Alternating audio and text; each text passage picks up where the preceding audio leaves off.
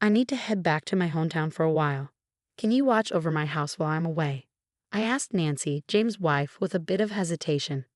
You don't have to come back at all, even if you're my husband's mom. I don't want to live with some stranger, some old lady, she replied, showing her disrespect. Seriously? Whose house does she think this is? Besides, it's too big for Linda to live in alone, right? We'll take care of it, so don't worry. We'll change the locks, so it won't matter if you come back. Too bad. Ever since I moved in with James and Nancy, her behavior has been terrible. I've had enough. Fine, I won't come back here anymore. Really? Yes, really. Just do whatever you want from now on. I, Linda, harbor a secret side that even James isn't aware of. What would Nancy make of it if she found out? Quietly, I packed my things and left the house. My name's Linda. I've been on my own since my husband Thomas passed away 3 years back. At 57, I tied the knot with Thomas, a coworker of the same age, when I was just 24. We didn't have much money, but we had spirit, I suppose. We were just young and full of hope.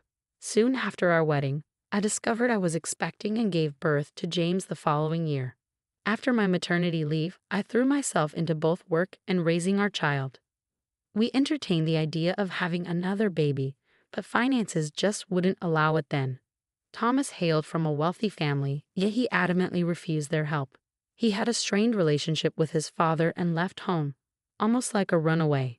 Maybe out of that same stubbornness, James, as serious-minded as his dad, graduated from college and snagged a job at a prestigious company. He excelled professionally and was highly regarded, but his personal life struggled, remaining single well into his 30s. We tied the knot young, full of vigor, but it seemed we didn't follow in our parents' footsteps in that regard. James, when will I get to meet my grandkid? That was Thomas's constant refrain. While our marriage might have been early, it was unusual to find someone in their 30s with no dating history like James.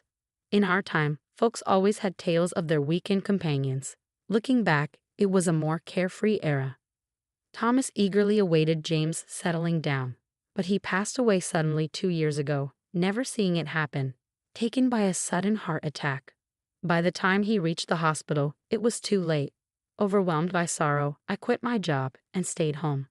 Luckily, Thomas's insurance covered the rest of the mortgage, and I had my retirement savings, so finances weren't an immediate concern. The house we lived in was newly built, purchased when we were nearly 30, brimming with memories of Thomas. After his passing, James and I agreed to transfer Thomas's share to me. Splitting the house wasn't feasible, and I planned to eventually pass it on to James. When I broached the subject with him, he confessed out of the blue, "I found someone I want to marry." I was taken aback. "What? You had a girlfriend? Why keep it from me? Dad was waiting all this time. I meant to tell you, but the right moment never seemed to come." Sorry. It was ironic that Thomas, who had eagerly awaited James's marriage, was no longer with us. The following weekend, James brought his partner to our house. "Mom, let me introduce you. This is Nancy. Nice to meet you." "I'm Nancy," she said, dressed flamboyantly and seeming quite mismatched for James, who had led a serious life until then. "Still," I remarked, "you seem cheerful and kind, don't you?" I trusted that if James chose her despite her appearance, her character must be decent. Nancy glanced around our home, scrutinizing everything. I felt a bit uneasy. "Is everything okay? You seem deep in thought," I asked Nancy. "Oh, nothing. Just taking it all in. So this is where James grew up. By the way, Mom, there's something else I'd like to discuss." James began. "What is it?" James proposed skipping the wedding ceremony and just registering the marriage. Since his one-bedroom apartment was too small, he asked if they could live with me. "I don't mind. But are you comfortable with that, Nancy?" I inquired, though secretly thrilled at the thought of not being alone in this big house since Thomas passed away. "Nancy, are you okay with staying here?" For a moment, Nancy seemed a tad displeased, but it passed quickly. Soon she smiled and replied, "Of course. I've always dreamed of living in a house rather than an apartment. See, Mom, Nancy agrees, so please, how could I refuse my dear James' request? Plus, I had my own worries about living alone. Having the young couple around would liven up the house and perhaps eventually bring grandchildren.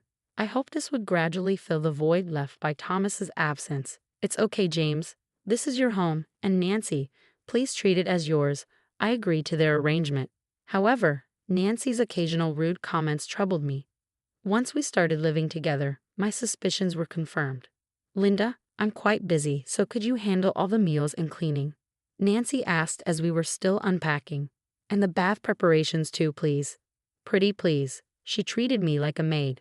But I endured it for the sake of harmony with James and his wife. Yet the workload of running a household is vastly different for a single person than for a grown adult. Linda, my lingerie is delicate, so be sure to hand wash it. Why can't she do it herself if she's so particular? Even I couldn't suppress my frustration. So I waited for an opportunity to talk to James when Nancy wasn't around. I had to bring it up abruptly, not wanting to upset him. Hey James, could you maybe suggest to Nancy to share some of the housework? When I broached the topic, Nancy's never really done any housework, but she appreciates how meticulously you handle things, Mom, he replied. Anyhow, I'll talk to her about it. Let's try to get along, okay? James seemed to be attempting to reconcile Nancy and me. From that moment on, Nancy's attitude towards me deteriorated further. Why isn't our room tidy? There's dust everywhere. Can't you clean your own space? There might be things we don't want touched. What are you implying, Linda? You're such a homemaker, always at home, right? It's like you're mooching off James. Can you at least pitch in with the housework? I muttered, feeling the weight of resentment building. If anyone's leeching off James, it's me. Nancy's the one draining the life out of this place. I'd endured everything because she was James' wife, taking care of them both. But I hit my breaking point. One day, my sister called. We were all grown, both my sister and brother married, with no one left at our parents' house. Dad passed away when I was in school, and Mom, who lived alone, also passed a few years ago. We didn't want to leave the house empty, so we put it up for sale, and we finally found a buyer. We needed to sort out our parents' house. If James and his wife hadn't come to stay with me, maybe I would have ended up alone too. But even so, if Nancy keeps this up, I won't be able to handle it. Maybe it's best to take a break. With James away on a business trip, I approached Nancy that night after she came out of the bath. Can we talk? I asked tentatively. If it's something annoying, I don't want to hear it, she replied lazily. I need to go back to my parents' house for a while. It might be for some time, so I need you to look after the house. And about the housework during that time? You're not expecting me to do it, are you? She snapped in annoyance. Seems like that's the plan. What do you think? I prodded for her reaction. This is your family home, right? You don't have to come back. I mean, it was nice that you did so much, but I hated living with some old lady who's practically a stranger. This is perfect. Nancy's rudeness, thinking James wasn't around, was blatant. Sure, it's a bit old-fashioned, but this house is too big for just you, right? We'll make use of it, so don't worry. Maybe we should change the locks then. You can't get in even if you come back, she added casually. I was stunned. I tolerated her behavior because she was James's wife, taking care of them both. But I'd reached my limit. Got it. I won't be coming back, so do as you please. Really? Are you serious? Yay. I returned to my room, packing not just for this trip, but to make it easier for the movers. As the time arrived and I slipped an envelope into my trunk, I knew it was something I couldn't leave behind. The next morning, loaded with luggage and memories, I departed from the house. En route to my parents' home, I arranged for movers to transport my belongings. They would be stored temporarily until I secured a new place. Strolling down the familiar path, I spotted my parents' house in the distance. Though vacant, it appeared fairly well kept thanks to my nearby sister's regular upkeep. Together with my sister and brother, we reminisced while meticulously tidying every corner of the house. Maintaining an empty house proved challenging, hence selling it seemed the most practical. Retrieving the envelope from my trunk, I dialed the real estate agent's number inscribed on it. With the utilities of the house disconnected, we lodged at a nearby hotel during the cleanup. On the third day of tidying, I returned to my hotel room, eager for a shower. My phone buzzed incessantly, but I ignored it, immersed in the water. Yet the persistent calls drew my attention. Reviewing the call history, I noticed all the missed calls were from Nancy's phone. Glancing at the screen, yet another call from Nancy flashed. Hey, what's up? Why the constant calls? Despite knowing the reason, I intentionally adopted a particular tone. So the movers whisked away all your stuff yesterday, but you're not seriously considering leaving for good, are you? What do you mean? Weren't you the one who said, don't come back? Or have you conveniently forgotten? I retorted with a touch of mischief. You old hag, Linda. You're our maid, so come back right now. Being told to get out and then come back was rather self-serving. Sorry, but I'll pass. Perhaps boiling with rage, Nancy even referred to me as a maid. Oh, I forgot to mention. I'm planning to rent out that house, and I've already contacted a real estate agent. So Nancy, you'll need to find a new place soon. What do you mean? We're living here. You can't just do that.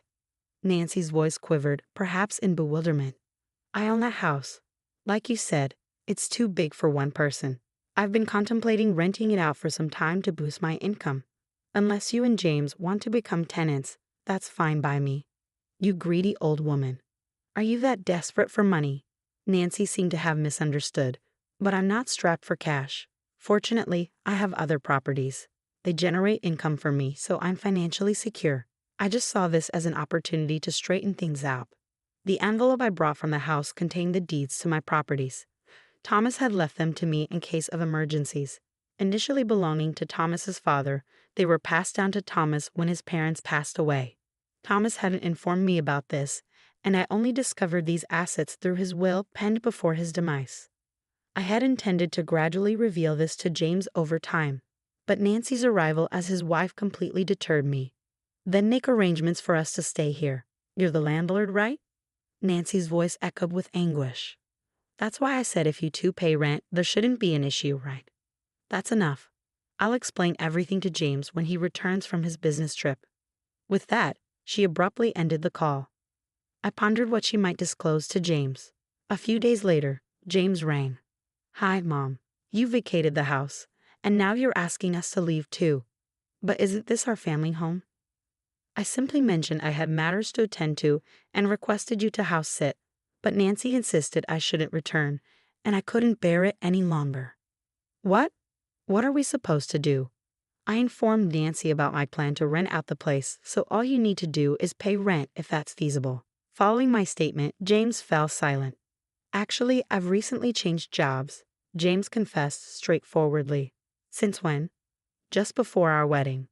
I haven't disclosed this to Nancy. I was taken aback. I had believed James was flourishing in his prestigious job, but he had been grappling with such issues. Generally, switching jobs is a significant life event. Shouldn't you inform your partner about your intentions to marry first? Why keep her in the dark? I was apprehensive, he admitted. He revealed that when they started dating, Nancy was pleased to hear he worked at a top company. With limited dating experience until his 30s, James lacked the courage to divulge the truth to the first person he considered marrying. I'm now working at a startup I established with some college buddies, and it seems we're on the brink of success. Mom, please lend me your support.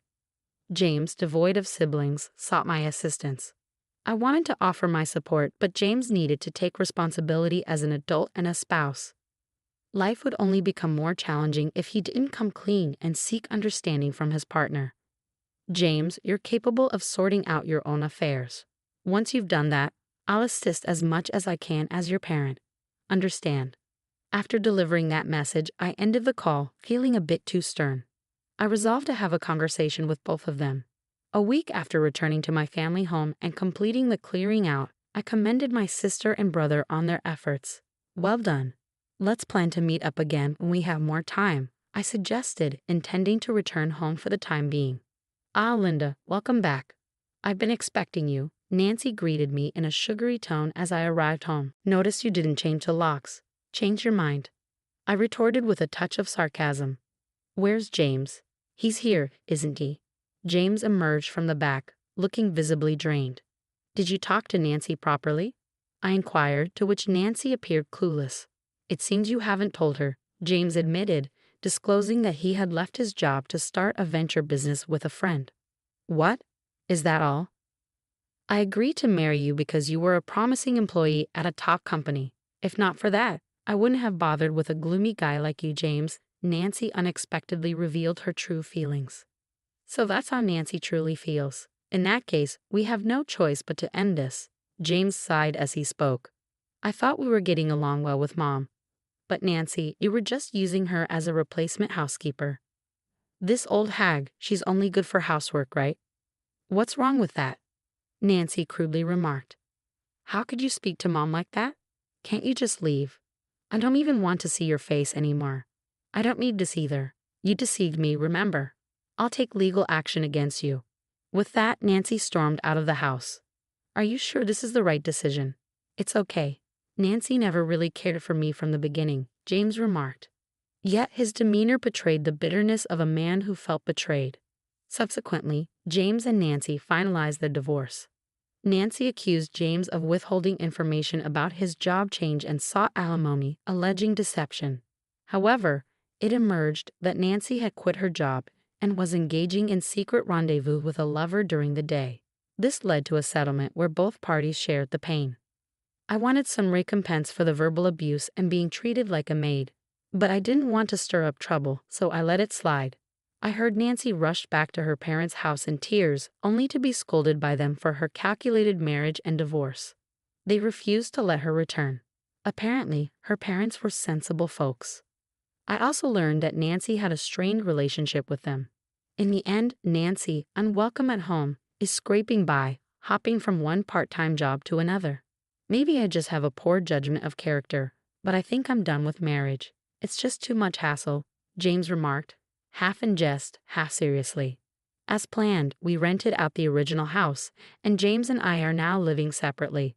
However, I found a suitable property among the inherited real estate, so we're using it as our respective residences. Some might call it extravagant, but I opted to sell off some of the properties and invest in James' business. I chose to believe in James's sincere plea to dedicate himself to his venture. Perhaps his marriage will have to wait until his business finds stability. As his mother, all I can do is hope he encounters the right